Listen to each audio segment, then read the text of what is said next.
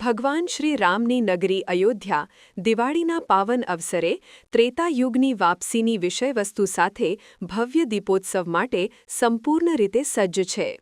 આ વર્ષે શ્રદ્ધા, સંસ્કૃતિ અને અદ્યતન તકનીકના અદ્ભુત સંગમ સાથે સરયૂ નદીના 56 ઘાટોને લગભગ 28 લાખથી વધુ દીવડાઓથી ઝળહળતા કરીને એક નવો વિશ્વ વિક્રમ સ્થાપિત કરવાની તૈયારીઓ કરવામાં આવી છે.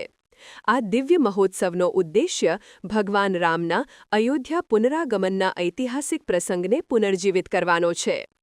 આ વર્ષના દીપોત્સવનું મુખ્ય આકર્ષણ રામ કી પૈડી પર સ્થાપિત 32 ફૂટ ઊંચું પુષ્પક વિમાન છે, જેમાં રામાયણના પ્રસંગોને જીવંત કરવામાં આવ્યા છે.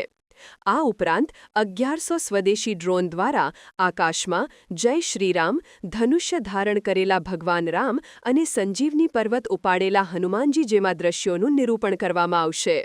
આ ભવ્ય આયોજનને સફળ બનાવવા માટે 33,000થી વધુ સ્વયંસેવકો રામ કી પૈડીના ઘાટો પર દીવડાઓ ગોઠવવાના કાર્યમાં જોડાયા છે. હોલોગ્રાફિક અને લેસર પ્રદર્શન દ્વારા સમગ્ર વાતાવરણને ત્રેતાયુગ જેવું બનાવવાનો પ્રયાસ કરવામાં આવી રહ્યો છે.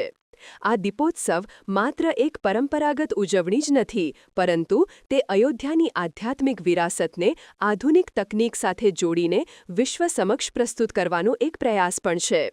આ અવસરે વિશ્વના પ્રથમ રામાયણ આધારિત મીણના સંગ્રહાલયનું પણ ઉદ્ઘાટન કરવામાં આવશે, જે મુલાકાતીઓને ત્રેતાયુગનો સાક્ષાત્કાર કરાવશે. આ સમગ્ર આયોજન દ્વારા અયોધ્યાને વૈશ્વિક સાંસ્કૃતિક અને આધ્યાત્મિક પર્યટનના કેન્દ્ર તરીકે સ્થાપિત કરવાનો દૃષ્ટિકોણ રાખવામાં આવ્યો છે.